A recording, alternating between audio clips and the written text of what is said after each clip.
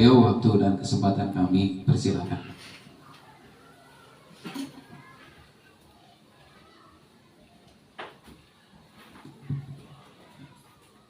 Assalamualaikum warahmatullahi wabarakatuh. Waalaikumsalam warahmatullahi wabarakatuh. Alhamdulillah pada kesempatan ini, hari ini kita diberikan waktu yang sangat luar biasa mungkin bagi saya yang terhormat, kepada Ibu Kepala Sekolah dan rekan-rekan sekalian yang telah mendukung kepada program pemerintah yaitu guru penggerak. Dan mudah-mudahan teman-teman di sini semua mengikutinya, semua lulus ya, mengikuti untuk perbaikan pembelajaran kita terutama di SD Pasir Sarongge. Nah kebetulan untuk tugas ini saya diberikan tugas untuk memaparkan tentang budaya positif.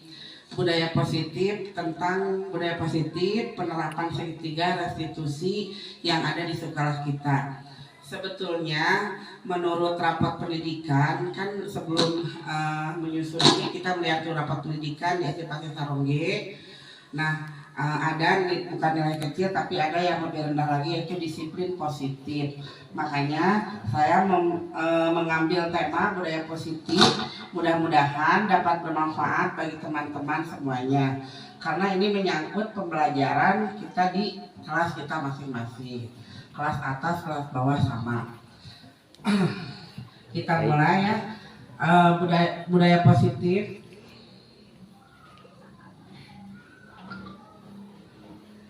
Nah, kenapa saya mengambil budaya positif?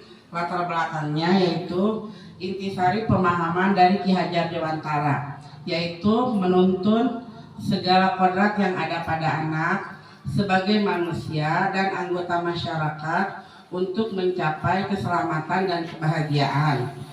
Oleh sebab itu, penerapan budaya positif di sekolah sangatlah diperlukan dalam menanamkan budi pekerti dan pembentukan karakter.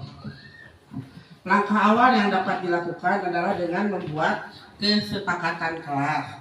Mungkin kita hanya mengetahui ya dari kemarin apa sih kesepakatan kelas. Kalau dulu itu bukan kesepakatan kelas, apa dulu itu tata tertib ya, tata tertib yang ada di kelas. Nah untuk kurikulum Merdeka ini dirubah menjadi persepsinya menjadi kesepakatan kelas. Kalau tata tertib itu bisa sama antara kelas 1 dengan kelas 6, bisa disamakan kalau tata tertib kelas. Nah kalau kesepakatan kelas ini nantinya kita akan mengetahui beberapa karakter anak di dalam kelas itu. Nah kebetulan kan kelas kita di sini paling banyak ya Kecamatan Pacet. Nah ini yang menjadi unik untuk saya menemukan di forum calon guru penggerak gitu. Nah, bagaimana mengatasi siswa-siswa yang banyak, bagaimana kita supaya siswa itu terakomodisir karakternya atau kebutuhannya, kemampuannya. Nah nanti itu akan diterapkan di kesepakatan kelas. Tujuannya satu, membiasakan murid dalam penerapan budaya positif untuk membentuk karakter dan penanaman karakter murid itu sendiri. Yang kedua, membangun hubungan positif antara guru dan siswa. Yang ketiga, melaksanakan proses pembelajaran yang menyenangkan dan berpihak pada siswa. Nah, mungkin kita sudah lupa tujuan dari tujuan kita menjadi seorang pengajar. Apa hanya untuk mentransferkan ilmu saja? Misalnya gini, Munita mempunyai lagi pelajaran matematika. Saya mau mengajarkan ini aja yang ada di buku. 1 kali 1, misalnya 2 kali 1. Nah, kalau di sini menurut Ki Hajar Dewantara, kita tidak hanya mentransferkan ilmu, tetapi untuk pertama sebelum pembelajaran seharusnya kita itu melihat dulu kemampuan dan kebutuhan anak. Ada kan yang kalau sekarang di kurikulum Merdeka itu ada ice breaking, ada asesmen di awal ya, diagnosis. Nah itu sangat membantu sebetulnya. Cuman kan karena di masyarakat kita itu anak yang belum bisa membaca itu tandanya anak yang bodoh, anak yang jelek. Padahal di kurikulum Merdeka itu tidak ada anak yang bodoh. Semua anak memiliki kodratnya sendiri. Jadi kita sebagai pendidik wajib menggali, kalau kita mau sungguh-sungguh menjadi seorang pendidik sepanjang hayat, jadi kita itu wajib menggali apapun itu muridnya, misalnya muridnya 60 mau 70 itu udah menjadi resiko kita, tantangan kita. Mau anak mau jadi guru, mau anak mau jadi kuliah jadi D2 S1 tentang pakai SD. Nah itu kita di awal sudah komitmen ya. Makanya untuk itu anak-anak anu kumaha pun yang bagaimanapun karakternya, kita harus sudah bisa membaca. Itu menurut Ki Hajar Dewantara. Kalau kita sudah tahu dari awal hak-hak anak itu seperti apa dan kewajiban kita seperti apa, insya Allah pembelajaran itu akan menyenangkan. Jadi kita itu selalu rindu kepada murid gitu. Kalau mau pulang nggak mau pulang, lihat murid dulu. Kalau anak-anak juga sama, kita itu dinantikan oleh anak-anak. Si bapak belum kesini, si ibu belum kesini. Nah, mudah-mudahan nanti ke depannya kita bisa seperti itu, bisa guru yang dirindukan oleh siswa. Nah, kita juga sama merindukan anak kita. Malam kita besok pelajaran tentang olahraga, misalnya lari cepat. Bagaimana kita berpikir supaya besok anak itu lari cepat itu tidak hanya sekedar 1-2 lari cepat. Nah, bagaimana dengan permainan tuh? Kan kita otak kita jadi mencari kreatif sendiri. Oh, berarti besok itu tujuannya ini. Tuh, itu sudah kurikulum Merdeka. Masuk kurikulum Merdeka berarti kita udah berhasil. Tidak hanya ATP dan tujuan kaya yang ada di RPP, tapi kita secara tidak langsung udah mengetahui tujuan besok pembelajaran yang akan kita terapkan. Nah, itu tolak ukurnya terwujudnya kesepakatan kelas dan terciptanya saling hormat menghormati antar guru dan murid, terwujudnya musyawarah yang mufakat dalam berpendapat untuk membuat kesepakatan kelas. Nah, kapan sih kesepakatan itu dibuat? Nah, yang pertama mungkin awal pembelajaran, satu kita koordinasi dengan kepala sekolah. Yang kedua mensosialisasikan terkait disiplin positif dan posisi kontrol kita. Yang ketiga menyusun kesepakatan kelas. Dan yang keempat membuat jurnal kebaikan untuk murid. Nah, kalau di sini pertama harusnya kita sebelum kita menyusun RPP itu, sebelum menyusun RPP, sebelum memulai pembelajaran kan ada yang sebutnya awal pelajaran kan masa transisi MPLS. Nah, sesudah MPLS itu kita harusnya membuat kesepakatan kelas, diajukan kepada kepala sekolah. Kalau misalnya kata kepala sekolah poin ini terlalu berat untuk kelas 1, berarti itu kita hilangkan. Jadi setiap kelas itu membuat kesepakatan kelas, nanti diajukan kepada kepala sekolah. Nah, mana yang berat, mana yang kan kalau kelas 6 mungkin kesepakatan kelasnya harus lebih tinggi lagi disiplinnya. Kalau anak bawah masa misalnya tidak boleh minum dan makan, kan mau mungkinnya. Kalau kelas 1 itu kan identiknya suka bawa tumbler minum. Nah, itu nanti bisa dimasukkan ke dalam kesepakatan kelas. Nah, nanti rekan-rekan juga tahu apa sih disiplin positif dan posisi kontrol kita sebagai guru itu bagaimana. Nah, menyusun kesepakatan kelas di masa MPLS juga bisa dengan anak-anak tapinya. Setelah dengan anak-anak tadi musyawarah untuk mufakat tadi dipilih dulu, misalnya gini, mari kita menyusun kesepakatan kelas. Mungkin ada anak apa sih kesepakatan kelas? Kalau dulu itu kan tata tertib. Nah, sekarang kesepakatan ayo bagaimana cara membuat, kan kita suka ngedownload ya kesepakatan kelas. Nah, mudah-mudahan setelah saya memaparkan ini kita bisa membuat sendiri. Nyari acuannya nggak apa-apa, ngedownload juga. Tapi sesudah nanti kita tahu teknik-tekniknya, mari kita sama-sama membuat kesepakatan kelas.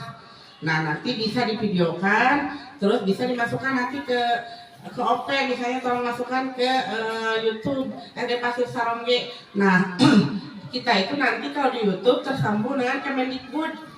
Kalau misalnya kita di situ ada banyak kebaikan, apalagi tentang guru mengajar, tentang teknik kita kreatif apa, nah insya Allah pemerintah juga melihat, oh ini yang harus ada, misalnya harus layak mendapat bos kinerja. Nah mudah-mudahan kita mendapat bos kinerja ya. Jadi itu mah khusus untuk kinerja kita gitu, sama apa? Bukan untuk, kan ada bos reguler, ada bos kinerja. Nah bos kinerja itu dimulai dari diri kita dulu. Jadi kita memperlihatkan kinerja kita, nanti diupload ke YouTube. Bukan babalagan segala rupanya diupload karena YouTube, tapi bukan karena itu, tapi kita satu mentransferkan ilmu, kedua untuk sharing kolaborasi dengan yang lainnya. Kan nanti yang lain mencontoh, kita juga suka mencontoh ya. Hoyong ngahias kelas, orang dengar YouTube batur yuk, gitu kan. Nah mungkin nanti orang lain juga seperti gitu. Oh kita lihat edukasi salonnya pada bagus-bagus, membuat kesepakatan kelasnya, budaya positifnya bagus. Nah mudah-mudahan itu nanti kita itu kan peningkatan kinerja sama peningkatan pendidikan juga di edukasi salonnya. Nah yang keempat, memajukan kebaikan untuk murid. Maksudnya tadi di dalam kesepakatan kelas, kesepakatan apa yang akan pertama kita sepakati? Tanya dulu ke anak. Kata anak, berdoa sebelum dan sesudah pelajaran, tulis. Terus boleh kita membagikan selai kertas. Kalau di kelas atas, kelas 4, 5, 6 mungkin anak kan sudah bisa menulis ya. Silakan bagikan.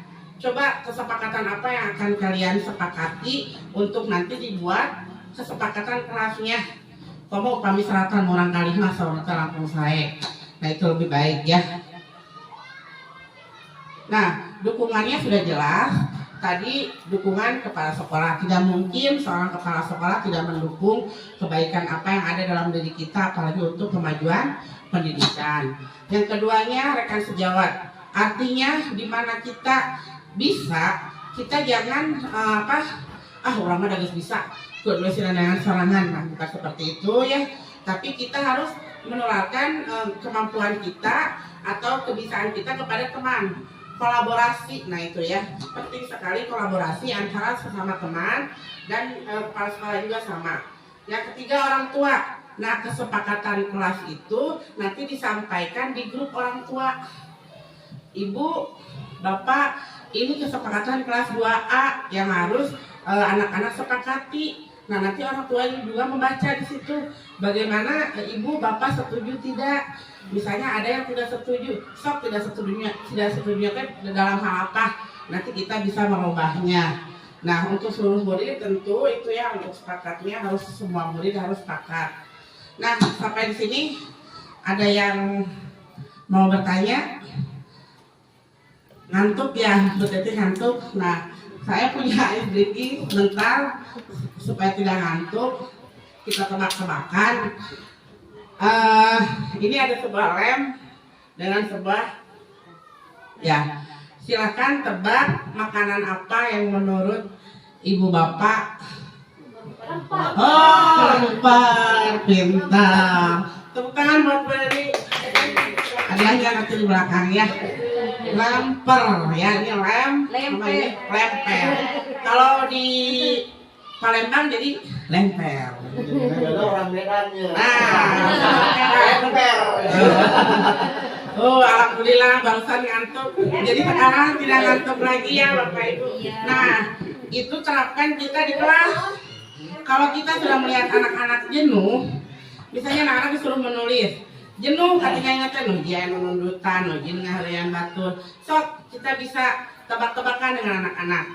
Misalnya tong jauh-jauh makan teh diacak, misalnya teh minum susu, kata-katanya teh diacak. Coba siapa yang bisa ke depan mengurutkan kata-kata. Nah, kita bisa buka di Google banyak ice breaking yang menarik, menurut saya banyak sekali. Nah itu bisa diterapkan kita di sekolah kita, di kelas kita, apalagi kelas bawah. Kelas atas juga kan kalau udah istirahat kedua jenuhnya pasti ya Pak, sok jenuhnya anak-anaknya kayak mati kayak gitu ta. Nah untuk menyenangkan anak, kita membuat ice breaking, nggak apa-apa misalnya pembelajaran PKN teh acan beres, itu nanti materi nate selipan we ku ice breaking teh saya. Badai sisanya di PR-kan tidak apa-apa, nggak apa-apa. Nah itulah kurikulum merdeka. Jadi kita itu memerdekakan anak, gitu ya. Tapi tidak mereka anak sekarang di jalan sepuasnya gitu ya kalinya. Ada yang kedua nih, makanan apa yang suka diusir oleh polisi? Yo, Ya Bonita. makanan apa yang suka diusir polisi? Tadi, non. Ayo. Makanan apa yang suka diusir sama polisi? Apa beresu? Ayo Pak Amin, pinter nih. Ayo Pak Amin. Ada? Pantri? Ayo atuh naon? Makanan yang tidak berisi. Apa? Sip. Tahu? Tidak tahu? Lalapan liar. Ya. Lalapan liar. Kan liar. Jadi kan besok udah ke polisi mau balapan liar. Jadi lalapan liar. Ya itu. Nah, ya. Nah ya cukup. Nah, lagi. Ya, nanti kita di belakang kita membuat speaking. Di sharing aja. Misalnya ini, Bu, gaduh tebak-tebakan tuh, gitu kan gue kelas handap, kalau kelasnya ayo kita bareng-bareng lah ya. Setelah ini. Nah, tujuan kenapa saya membuat aksi nyata? Tujuannya budaya positif ini bertujuan untuk menumbuhkan budaya positif di sekolah dengan meyakini nilai-nilai kebajikan universal serta menciptakan peserta didik yang merdeka dan mempunyai disiplin kuat sesuai dengan profil Pancasila. Jadi profil Pancasila asal emut naon nungkul. Apa aja yang ada dalam profil Pancasila? Beriman dan bertakwa. Ya, mandiri, gotong royong, berkreatif, mandiri, berkreatif, berkebinekaan. Alhamdulillah. Tepuk tangan. Nanti dapat nasi bok ya. Nyanyi. Ya. Oke. Nah, kita belajar dulu ya. Konsep inti budaya positif. Sebelum itu kan kita mempunyai konsep ya. Yang ke-1 disiplin positif, nilai-nilai kebajikan, teori motivasi, perilaku manusia, hukuman dan penghargaan. Yang ke-5 keyakinan kelas. Yang ke-6 kebutuhan dasar manusia. Yang ke-7 ada 5 posisi kontrol. Dan yang ke-8 segitiga restitusi. Mungkin dari konsep ini ada yang sudah dimengerti atau misalnya semuanya belum paham gitu. Ya, mari kita buka satu-satu. Yang pertama budaya positif ya. Budaya positif ini merupakan perwujudan dari nilai-nilai keyakinan universal yang diterapkan di sekolah. Perubahan penting sekali ketika cara berpikir kita yang biasa dan dilakukan dengan cara yang baru dan berbeda. Nanti kita merasakan perbedaan dari jangan jauh-jauh dari ice breaking-nya aja. Mungkin anak-anak lebih senang. Setelah YouTube, anak-anak suruh nyanyi, misalnya menirukan apa yang ada di YouTube. Tapi YouTube-nya harus positif ya. Kalau misalnya senang versi anak-anak, kalau lagu versi anak-anak. Nah itu mungkin anak-anak itu lebih antusias cebian. Alhamdulillah kemarin saya coba anak-anak udah jenuh kelihatannya di pasien ketiran nulis PPKN udah terus guling gasahan di pasien senam bendera merah putih langsung anak-anak resep ya berbaris gitu meskipun acak-acakan ini nggak apa-apa. Nah anak-anak menirukan dengan gembiranya. Nah itu merupakan ciri budaya positif. Nah, salah satu cara penerapannya yaitu untuk menumbuhkan tadi kesadaran, memperdayakan peserta didik tanpa imbalan penghargaan, ancaman atau hukuman.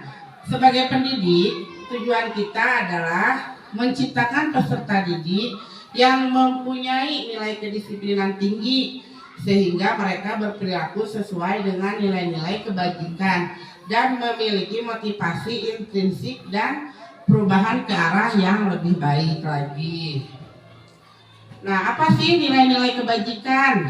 Nah, ini tadi mungkin profil Pancasila udah pada hafal ya, karena anak-anak kelihatannya udah antusias dengan nyanyi-nyanyi, anak-anak udah hafal. Nah, satu lagi lupa. Nah, sekarang guru zaman sekarang itu karena mengacu ke kurikulum Merdeka, pengetahuan juga bisa dinyanyikan. Misalnya tentang sejarah kebudayaan kita, atau misalnya kepala desa itu seorang desa diketuai oleh kepala desa, itu bisa dinyanyikan. Biasanya anak lebih memahami nyanyinya daripada pemahaman. Nah, kita bisa melihat dulu yang cobaan anak seperti tadi tentang negara Indonesia negaraku, misalnya bendera merah putih benderanya. Kan kalau tidak dinyanyikan anak-anak kadang lupa. Naon burung Garuda teh, apa semboyan Bhinneka Tunggal semboyan negara kita. Nah, kalau dinyanyikan insya Allah contoh pelajar Pancasila, anak-anak satu hari juga udah memahami. Nah, kita belajar dari itu. Nilai-nilai kebajikan yang lainnya itu program PYP, baca kemana? Ibu primary years. Ya, yang di dalamnya itu toleransi, rasa hormat, mandiri, antusias, ada empatinya, ada keingintahuannya, kreatif, kerjasama, percaya diri, dan komitmen. Nah, yang ketiga, keterampilan hidup, life skill. Dapat dipercaya, lurus hati, menjadi pendengar yang aktif, tidak merendahkan orang lain, dan memberikan yang terbaik. Nah, ketiga ini merupakan nilai kebajikan yang harus kita terapkan kepada siswa. Sedikit-sedikit lah, kalau misalnya dari ini keingintahuan atau empati, dari cara menolong teman, tidak membawa pensil, nah kita udah memberikan reward. Tapi dengan syarat jangan berlebihan. Misalnya memberi rewardnya gini, kita bikin bintang-bintang di di kertas warna. Jadi anak itu satu membawa buku prestasi. Jadi setiap anak yang sudah melakukan sesuatu hal, kita beri penghargaan dengan memberikan bintang 1 atau bintang 3. Siapa yang bisa matematika tanya jawab duluan, kasih bintang di lem gitu, atau ada mau emoji. Sekarang banyak ya emoji, bisa kan diguntingan ke seri itu.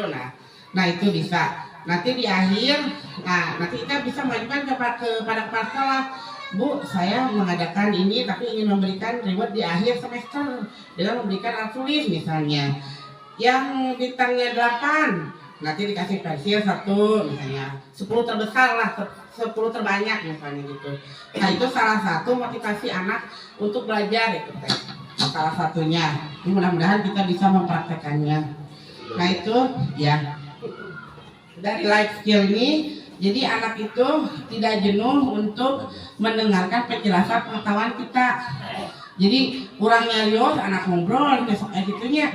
Sami orang ngakak pokoknya nyari dah. Pas ditinggal dari belakang anak ada yang ngobrol, ada yang hotel. Nah itu kita bisa nanti menjelaskan bahwa apa yang kita jelaskan itu sangat bermanfaat bagi mereka.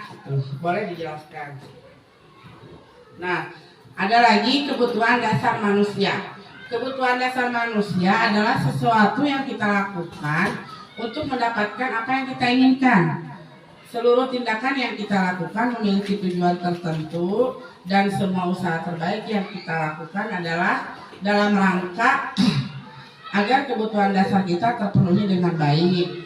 Misalnya kebutuhan kita kan makan, minum, terus anak-anak mempunyai hak untuk belajar, kita juga mempunyai kewajiban yang itu tadi kita udah berkomitmen menjadi seorang pendidik, berarti kita sudah mengetahui hak-hak apa saja, kewajiban apa yang harus kita lakukan.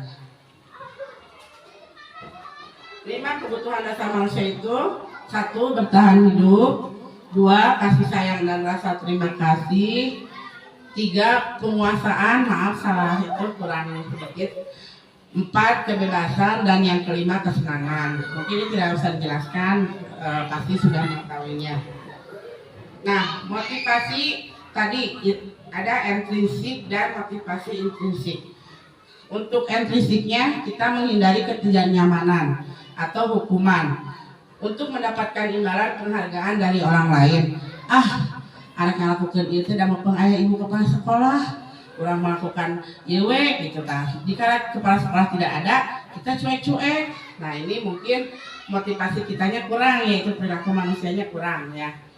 Nah untuk menjadi orang yang mereka inginkan dan menghargai diri sendiri dengan nilai-nilai yang mereka percayai tadi, nilai-nilai kebajikan, mudah-mudahan sudah ada dalam diri kita masing-masing ya. Meskipun manusia tidak sempurna, tapi setidaknya kita memiliki nilai-nilai kebajikan yang ada di dalam tadi ya paparan yang tadi saya sampaikan.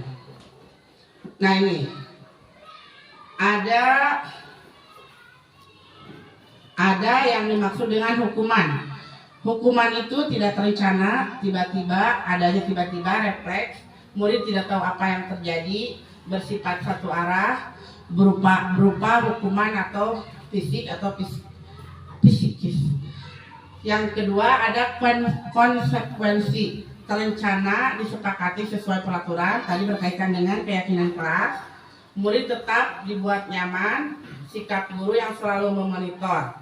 Ada lagi restitusi, proses menciptakan kondisi bagi murid untuk memperbaiki kesalahan, proses kolaboratif yang mengajarkan murid untuk mencari solusi sendiri. Nah, menurut 3 ini, mana yang akan Bapak Ibu pakai untuk pembelajaran di kelas yang sesuai? Coba kira-kira yang mana? Kalau misalnya anak-anak melakukan satu kesalahan, mau yang mana? Restitusi. Ya, restitusi. Alhamdulillah ya sudah pada tahu, membuat saya bahagia juga karena restitusi ini adalah menurut saya pribadi itu pengalaman yang baru tahu apa itu restitusi. Restitusi itu jadi gini, kita harus menciptakan proses kondisi bagi murid untuk memperbaiki kesalahan. Yang kedua, proses kolaboratif yang mengajarkan murid untuk mencari solusi sendiri. Jadi ada tahapannya, nanti ada di bawah tahapannya. Nah ini ke posisi kontrol guru dulu. 1 penghukum, 2 pembuat merasa bersalah, 3 pemantau, 4 teman, 5 manajer. Menurut ibu bapak, kita berada di posisi mana? Menurut ibu bapak kalau kita di kelas, kita posisinya di mana? Ya, kita harusnya di mana? Harusnya di mana? Ya, betul sekali. Kita di kelas itu sebagai manajer, pimpinannya, memimpin anak buah kita, anggap saja anak-anak kita anak buah. Nah, nanti kita boleh mengetahui apa sih manajer itu. Tapi dalam rangka manajer pendidikan atau manajer seorang pendidik, salah manajer mulai di kantor-kantor ya. Nah, untuk itu nanti kita belajar bersama apa sih manajer itu. Nah, kita harus menjadi seorang manajer di kelas. Jadi nanti bisa menerapkan hukumannya tadi segitiga restitusi. Nah, ini cara membuat keyakinan kelas. Tadi ini tidak usah dijelaskan, bersifat abstrak, berupa pernyataan universal. Jadi kata-katanya boleh tidak harus baku, boleh misalnya boleh makan dan minum tetapi 15 menit misalnya. Boleh jajan, boleh keluar masuk, tidak boleh keluar masuk kecuali mau pipis misalnya. Tapi jangan mau pipis di situnya teh ya bahasanya teh. Jadi tidak usah terlalu baku bahasanya. Yang penting mah anak kelas 1 dimengerti ku anak kelas 1. Karena kelas 1 mah kadang apa buang air kecil teh ya, apa buang air besar teh. Nah, boleh nanti keyakinan kelasnya disesuaikan dengan kemampuan anak-anak mengerti bahasa itu. Dibuat dalam pernyataan positif tadi sedikit saja agar mudah diingat. Tidak banyak-banyak Pak Bu, keyakinan kelas sekedar 5 item. 3 item juga, tapi anak-anak paham. Dikala anak-anak kita melakukan kesalahan, kan kemarin udah melakukan keinginan kelas, apa hukumannya misalnya teh, apa harusnya, nah gitu. Sesuaikan dengan kondisi kelas dan sekolah hingga mudah diterapkan. Semua warga sekolah dilibatkan tadi teh ya, kita dengan kepala sekolah komunikasi, boleh berkolaborasi dengan, kalau kelas 2 kan misalnya ada ABC, beri disamikan atau tidak, kolaborasi orang ngobrol. Di Bunita ada yang bagus, di Bunita kesepakatannya saya ambil. Di Bu Ita misalnya ada kesepakatan kelas yang Bunita tidak ada, boleh sharing. Jadi boleh itu ya, boleh kolaborasi. Terus nanti kita jangan lupa diterapkan lagi ke orang tua. Eta kedah karena grup orang tua. Nah, apa segitiga restitusi? Tadi udah, restitusi itu adalah sebuah pendekatan dalam upaya menanamkan disiplin positif pada murid di lingkungan sekolah agar murid menjadi tanggung jawab, mandiri, dan merdeka. Segitiga restitusi adalah suatu proses dialog yang dijalankan guru atau orang tua agar menghasilkan murid yang mandiri dan bertanggung jawab. Nah, ini tahapannya. Tahapannya yang pertama, 1, menstabilkan identitas. Yang kedua, validasi tindakan yang salah. Dan yang ketiga, menanyakan keyakinan. Jadi ini yang harus kita terapkan di kelas. Di kelas mau bagaimanapun perlakuan anak, tetap kita harus memakai segitiga restitusi. Tadi kan kita udah komitmen ya menghadapinya memakai segitiga restitusi. Nah, kembali lagi, apa sih segitiga restitusi itu? Contoh gini, di kelas saya kemarin ada kasus anak tidak mempunyai penghapus. Anak itu ngerebut penghapus, terus saya ngerebut penghapus setiap hari ya. Meskipun di situ kita tahu latar belakangnya, orang tuanya mampu, ada. Nah, kan kita bingung, kenapa sih anak ini setiap belajar suka pinjam penghapus? Nah, 1 itu kasus untuk kita catat. Nah, besoknya lagi lihat lagi, anak dengan hayo we ke penghapus nate, nyanakan we batur, sampai ke yang perempuan pun diambil. Nah itu. Nah yang ketiga, sama anak itu selalu melakukan itu. Nah, kita menerapkan segitiga restitusi. Kenapa? 1, anak dipanggil misalnya waktu istirahat. Denia, sini sebentar, tapi jangan Denia, kan sebentar di sauran kuburan nih. Tapi kita menggunakan bahasa tadi teh ya, yang menciptakan supaya anak itu nyaman. Diajak ngobrol lah anak teh. Sini Denia sebentar. Nah, siapa namanya? Pura-pura terang orang teh. Nah, Mina tadi nih menstabilkan identitas. Jadi kita menanya kembali, anak teh tahu gak diri sendirinya gitu. Siapa namanya? Denia. Denia tadi melakukan apa? Kan budak mah tarang akunya. Untuk naon, tapi kita berusaha supaya anak itu melontarkan apa kejadian yang anak lakukan. Tadi ibu ningali menuju naon. Kan anaknya berpikir ya, naon ya, cobi sok kemarin naon. Insya Allah anak itu nanti menjawab. Tapi kita jangan, ayo naon, burukan naon. Tidak ya, ini segitiga restitusi. Kebetulan kemarin saya menerapkannya, tapi mudah-mudahan ke depan-depannya tidak ada lagi anak-anak yang seperti itu.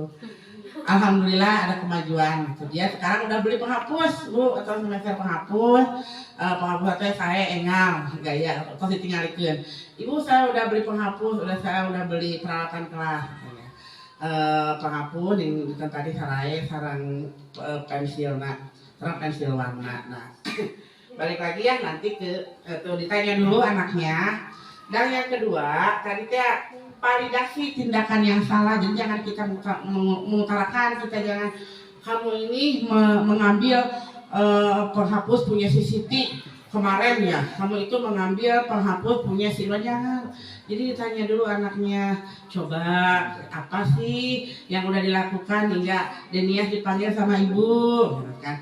Oh iya, saya kemarin mengambil penghapus anak. Nah, terus balik di kenapa sampai Kak Denian mengambil penghapus? Nah jawabannya teh karena tidak punya, kan mamahnya di warung ada. Nah terus timbul nggak boleh. Nah, catatan satu, berarti nanti kita harus berkolaborasi dengan orang tua.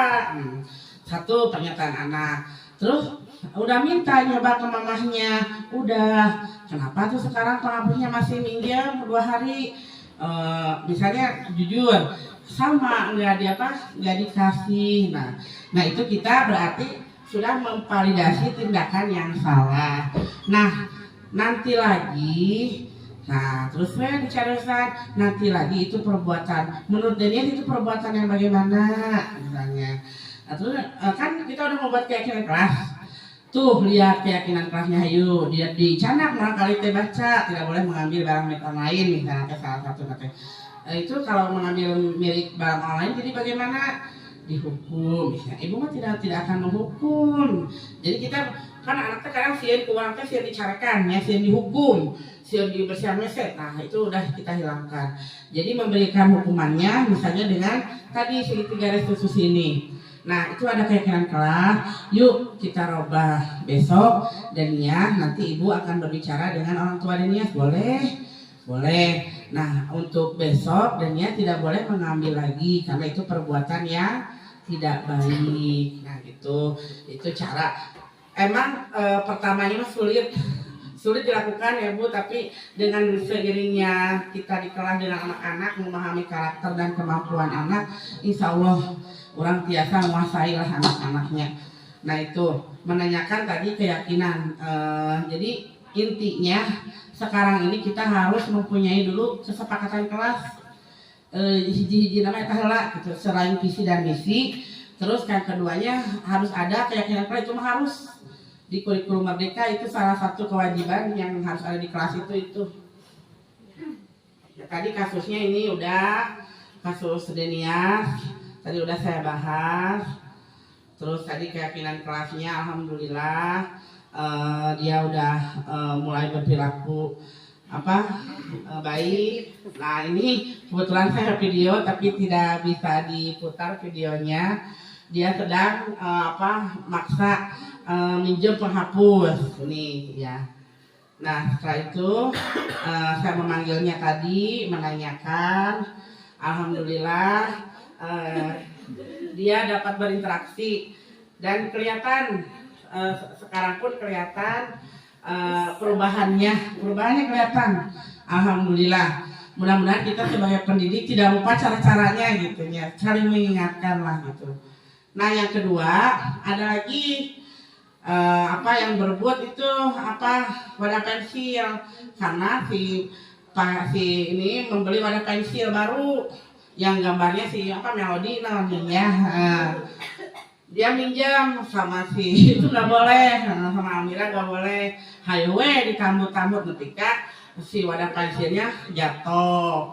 Nah itu tadi saya terapkan segitiga restitusinya, memanggil anak tapi dengan tidak menghukum tadi ya, dengan tidak, karena kita kan sebagai manajer ditanya alhamdulillah namanya siapa ya, alhamdulillah gitunya.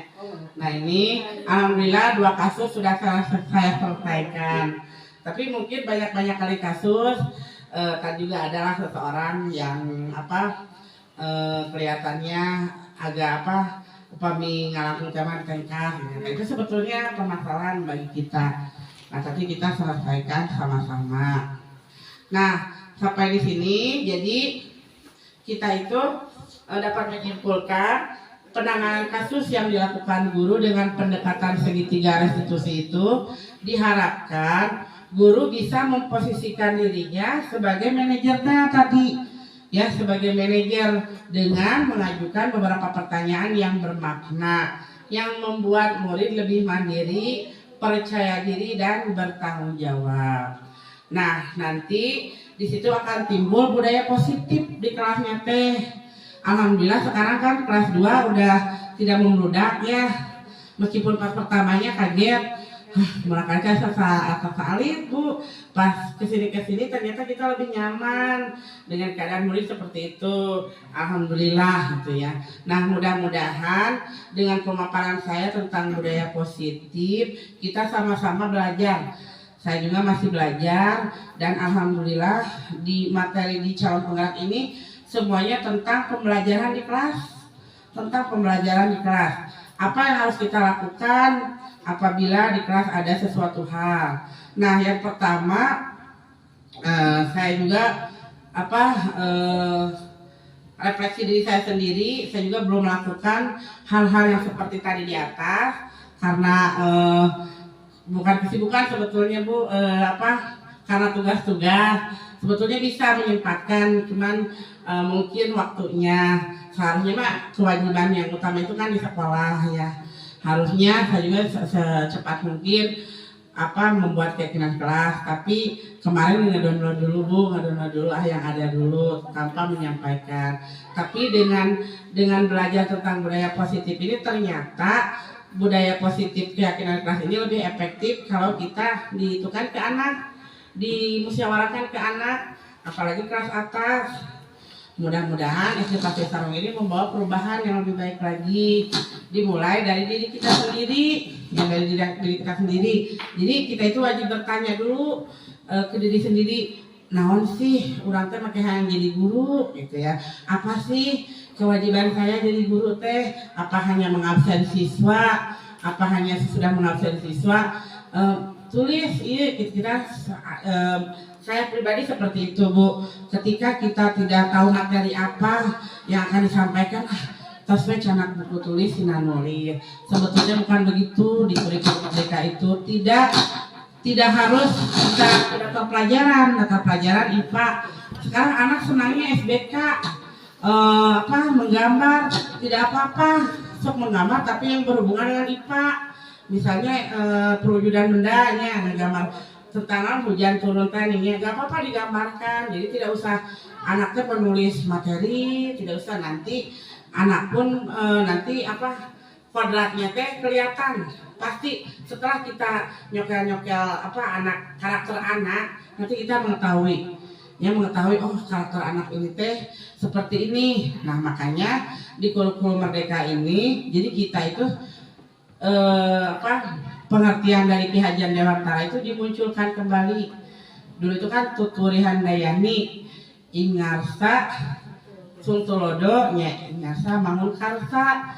Kita itu di depan sebagai contoh, di tengah sebagai pendorong, di belakang juga harus sebagai penunjuk jalan anak gitu. Nah, saya juga baru tahu Bu, 18 tahun mengajar ternyata hal-hal tuh banyak yang buruknya gitu, banyak yang jeleknya.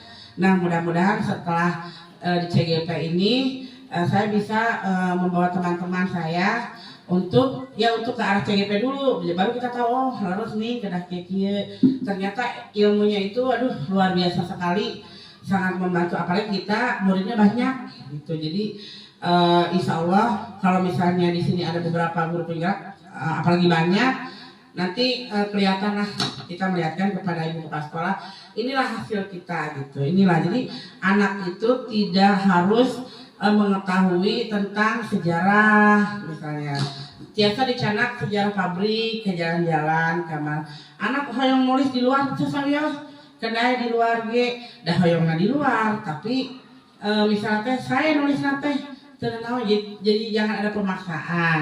Tapi kita aja jangan terlalu lembut, harus tahu oh ini mah sifatna teh kedah diogo nih budak teh diberi kasihnya aya mamah nanya. Nah itu teh kita kolaborasi sama orang tua. Mama pengen gak anaknya jadi mandiri, pengennya kita sok lepaskan gitu nya. Itu mah usaha kita gitu. Kalau misalnya orang tuanya kekeh misalnya teh hoyong masuk ke kelas ya itu mah kita mah udah menanamkan. Tapi mudah-mudahan dengan adanya pemahaman kita bisa mengerti orang tua bahwa pembelajaran yang bermakna itu tidak pengaruh pada nilai.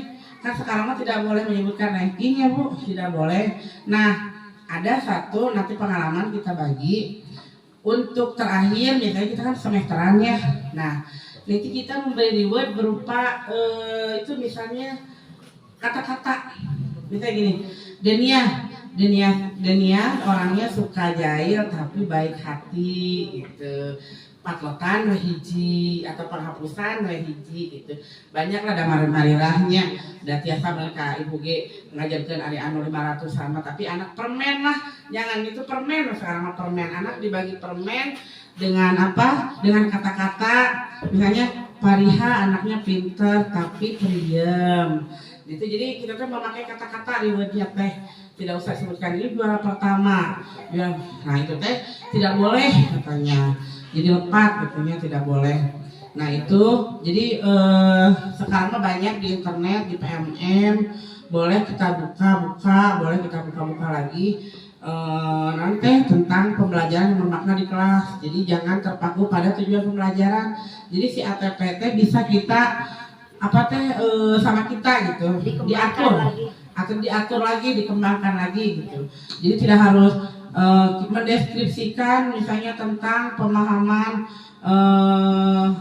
lingkungan misalnya membuang sampah. Nah membuang sampah itu kan banyak si sampahnya itu bisa sok membuang sampah kopi kempelkan di bumi mungkin cana ke sekolah nggak ada mah keterampilan. Nah gitu saya pengen di sekolah ini menciptakan P5 yang betul-betul luar biasa gitu. Udah ada ide tapi nanti belum tersampaikan, nanti dikonsep dulu. Saya ingin membuat taman sekolah Bu, taman sekolah tapi dengan hiasan anak-anak, karya anak-anak itu sendiri. Misalnya nanti sama ibu dikasih sebelah sana misalnya di pinggir kelas 5 ada lahan. Nah di situ kita buat P5, misalnya dibuat apa? Kita dibuat foto anak-anak nih, anak-anak separuh di parotonya buat apa pagar misalnya kayak melengkung lengkungan 1 kelas 1 lengkungan 2 kelas 2. Nah di lengkungan itu teh anak-anaknya membuat kreatif bikinan sendiri, mau membuat bunga, mau membuat dari origami, nanti tempelnya kemana. Terus misalnya pinggirnya mau menanam apa, ini mah kayak kelas 6, sok kelas 6 belah mana. Kita manfaatkan meskipun lahannya sedikit, kata ibu misalnya tuh di situ katingalina kumuh misalnya, sok orang-orang emutan kurang kelas 1 kelas 6 bagaimana menciptakan P5 supaya anak nanti arena bermain di sana teh gitu. Nah itu tentang budaya positif. Nah itu kita udah masuk budaya positif di SDN Pasir Sarongge karena di rapot pendidikan disiplin positif kita agak turun. Kemarin naik ya Pak, kemarin naik di pembelajaran di kelas karena kemarin PMM kita udah selesai semester 1, jadi itu naik kemampuan pembelajaran siswa, disiplinnya rada turun jadinya, rada yang perlu ditingkatkan ya, yang perlu ditingkatkan. Nah nanti kita sama-sama meningkatkan tentang budaya positif. Kebetulan ibu ngambilnya budaya positif supaya kita dapat sama-sama memajukan dan menerapkan kurikulum merdeka di SDN Pasir Sarongge. Meskipun kita mengetahui arena kita masih belum rapi ya, mungkin ibu kepala juga gergeten gitunya, gemes bagaimana supaya kelas ini bisa dipakai gitu, bagaimana menciptakan kurikulum merdeka. Mungkin saya yakin ibu juga sudah gergeten gemes gitu, cuman ya apa daya paling kendak kalau dari bos mau cukup kan gitunya. Mudah-mudahan kita dimudahkan, diberi rezeki sama Allah supaya pendidikan itu mengarah ke kita untuk pembangunan dulu, supaya kita itu lebih semangat ya, lebih semangat. Tapi jangan sambil nunggu itu kita kewe pembangunan saya. Nah saya lihat, saya evaluasi, bukan saya mengevaluasi melebihi ibu kepala sekolah, saya sendiri merefleksikan kelas saya sendiri pun belum mampu menciptakan kurikulum merdeka. Nah itu kesimpulannya. Jadi budaya positif itu memang betul-betul penting ya, betul-betul penting untuk kemajuan sekolah kita. Nah seperti moto guru penggerak, bergerak, tergerak, dan menggerakkan. Jadi kita itu harus bergerak. Nanti sebentar lagi ada angkatan 12 katanya Bu, sok sedayana ngiring, kita bergerak, nanti di dalamnya pasti hati kita tergerak, gergeten gitu. Nah nanti kita bisa menggerakkannya di sekolah kita masing-masing. Nah dari paparan saya tentang budaya positif, mungkin ada unek-unek atau ada hal-hal yang akan teman-teman pertanyakan, boleh, atau kita sharing aja. Misalnya saya tidak bisa menjawab, nanti ada ibu kepala sekolah, ada bapak operator gitu. Kumaha sih supaya budaya positif ini berjalan di kita gitu. Nah sekarang kan belum kepada UTS itu di bulan Oktober ya Bu? Akhir Oktober. Nah kita ada waktu sampai September untuk membenahi kelas kita. Jadi gini, anak-anak itu biasanya terinspirasi dengan keadaan kelas. Jadi lebih semangat kayaknya gitu ya. Saya tahu ibu udah menyiapkan hal-halnya hal-hal peralatannya udah komplit, tinggal kitanya ya. Terus bagi saya juga sama, rasa malas itu masih ada. Masih hashtag gitunya. Bari pakai dia hari ini, tapi kenyataan di kelas pebelit gini sama anak-anak ya. Jadi kita nggak jadi lagi, padahal pulang sekolah juga bisa ya, pulang sekolah. Karena sebetulnya kita itu dari jam 2, jam 3 itu emang kewajiban masih di sekolah sebetulnya tapi ini tergantung balik lagi ke kebijaksanaan ibu. Kita diperbolehkan jam 12.30 pulang. Kan kalau yang lain saya sharing sama teman-teman, kebetulan saya itu dengan Gekbrong, dengan Kecamatan Gekbrong, ternyata di sana lebih satu langkah lebih maju dari kita ibu. Jadi bisa mencontoh gitu ya. Jadi saya sendiri juga sama dari mulai berangkat dari sekolah juga. Pertama yang sudah banyak kesalahan gitu. Sebetulnya kita itu sebelum ada murid kita udah ada. Jadi anak itu salam dulu ke kita pas datang itu sebetulnya harus begitu. Jadi berbicara tentang peraturan. Refleksi saya sendiri juga, saya belum bisa menerapkan seperti itu Bu. Mudah-mudahan insya Allah dengan niat dan keinginan merubah, mudah-mudahan saya dapat merubah diri saya sendiri terutama. Dan teman-teman bisa mencontoh, mungkin yang jeleknya kita buang, yang bagusnya kita sama-sama kembangkan gitu ya. Jadi jangan ada kata begini, ditegur tapi ngambek gitunya. Ditegur itu intinya kita itu saling sayang menyayangi. Ini adalah keluarga saya yang kedua, keluarga saya yang kesatukan di rumah, keluarga saya di sini, ini adik-adik saya. Jadi kalau ditegur itu saya juga tegur, gak apa-apa. Kita salinglah untuk kemajuan SD Pasir Sarongi, karena ternyata kurikulum Merdeka itu mudah kalau kita sudah paham, mudah sekali asal kita bisa. Apalagi ibu saya pikir sudah menyediakan apa yang kita mau. Bu yang mangga, tinggal kitanya aja gergeten gitunya. Abdi gergeten gitu, berpikir refleksi, karena kemarin pembelajaran refleksi diri sendiri. Jadi sok kalau karya yang kemarin tentang refleksi. Jadi sedih gitunya, jadi orang nangis. Kita itu 18 tahun jadi pengajar tapi naon sih? Gini-gana di kelas kieu keneh, gini-gana kita masih kesiangan. Kita ngelihat lagi temen. Pasok Bu telepon, saya mencoba nelpon 6:30 SD Bang Bayang. Dia ke cara kue difotokan di video. Saya malah lagi nunggu kunci. Jadi penjaga sekolah nu lama. Guru sama muridnya udah ada di pinggir sekolah, lagi nunggu kunci 6:30 Aduh, asa kemahannya, asa tergerak gitu ya Allah Gusti. Bu, masih begini katanya, meskipun jauh nya. Jadi mudah-mudahan gitulah, kita mulai dari bismillah nyagin setiap hari berenang gitunya. Pasti seseorang itu banyak kebutuhannya, mereka diheula, mungkin anaknya rewel bari angkat orang yang kejaman gitunya supaya gitunya. Nah mudah-mudahan di sisi lain ibu pasti mengerti kalau misalnya kita ada sesuatu hal yang betul-betul itu pasti ibu kepala sekolah juga lebih mengerti. Nah karena berhubungan dengan budaya positif, jadi saya juga merefleksikan diri saya sendiri. Kita mulai dari diri kita dulu, Nah setelah itu kita sama-sama visi misi juga belum ada ya di kelas, belum ada di kelas visi misi. Nah, ayo kita bareng-bareng atau membuat visi misi.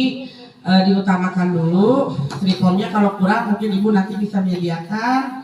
Nah visi misinya kalau misalnya mau diganti nanti kita usul ke ibu mau yang lebih simpel, nanti kita minta waktu, kita rembukan visi misinya apa bu, visi ya panjang teuing misalnya gitu, mau disimpelkan atau mau dirembukan. Nah berawal dari visi misi, terus kita membuat keyakinan kelas. Nah insya Allah kesananya kita digerakkan hatinya sama Allah gitu ya, mudah-mudahan. Nah dengan bukan saya menggurui, punten ibu, bukan saya melangkahi kemampuan saya, tapi saya juga dalam tahap belajar. Ternyata di sini meskipun 3 modul pembelajaran, tapi waduh lebih luar biasa, sangat luar biasa gitu. Dari pertama kita memahami tujuan kita jadi guru, naon apa, ternyata tujuan kita jadi guru itu banyak. Dimulai dari kita cita-cita kayak kuliahnya, kuliah mungkin kita meninggalkan anak, suami, tapi kita tidak diterapkan. Itu sayang sekali. Itu ya, dari situ dan kita berangkat sama-sama memajukan dunia pendidikan, karena sekarang karakter anak-anak itu sudah mulai goyang dengan literasi digital gitu ya. Anak-anak lebih percaya kepada HP ketimbang kepada ibu gurunya. Kamu cek Google gitu tak gitu we denganannya, kamu cek ibu guru nak kieu ada di Google ge kieu, nah gitu. Nah kita mulai apalagi kelas atas mulailah untuk belajar literasi digital. Jadi digital yang bagaimana yang baik untuk siswa kita, apalagi kita kemarin kan masa covid pasti anak-anak lebih karakternya lebih bawah lagi. Kerma SDM di kita masyarakatnya kan agak kurang. Nah sekarang kita gebrak, hayu orang gebrakin ke orang, karena di sini kan gurunya paling banyak juga, honor paling banyak, nah gitu ya. Ketiga karena komo nambihan di isin gitu nya banyak, nya orang sami-sami, sanes abdi merasa diri paling baik, tidak pak, saya juga betul-betul di bawah gitu karena apa teh hiji boa gitu nya banyak isin kurang rancangan. Beda kecamatan gitu geninganan, ya Allah berangkat 4:30, ayo berangkat jam 4 ya Gusti lagu piwarang alim datos nyaman di sekolah itu katanya. Dia rumahnya di Sukaraja apa di sana di Sacanaiki Bumina teh. Jadi akad teh murah kali perem, uih teh murah kali perem. Ibu tuh sabar tahun 17 tahun sacan diangkat teh masih kategori P. Mudah-mudahan ceraku ayeuna ku Pak Bupati diangkat, ya mudah-mudahan teman-teman semua sekarang nasibnya berubah tahun ini. Mudah-mudahan mau menjadi PNS, menjadi P3K, apapun itu, yang penting kita bisa meningkatkan kualitas diri kita dulu, kemampuan kita. Saya yakin teman-teman sudah bercita-cita menjadi seorang guru itu udah pinter. Berarti terus pinter, terus paralinter. Tidak mungkin seorang guru bodoh gelapnya. Aya guru anu gitu, orang isin nyage orang terang, tapi orang pura-pura nih. Tong gitulah abdi mah matematika diajar kelas 6. Teu apa debit nu kira itu, buru-buru ka kantor heula. Naros teh, Pak Mul, ieu sina naon da terang. Kan kita nyumputkan ketidakbisaan kita gitu. Nah, saya yakin guru-guru di kurikulum Merdeka ini Pak Nadiem hebat, menerapkan kurikulum Merdeka ternyata banyak yang berhasil gitu ya. Banyak yang berhasil dan sekarang PPG OG dimudahkan, honor bisa, tidak dulu mah itu dulu P3. Bro, katanya. Dia tahu nggak dipakai sama ibu kesini? Tahu nggak dipakai sama ibu kesini? Tahu kenapa? Tadi ngelakuin apa?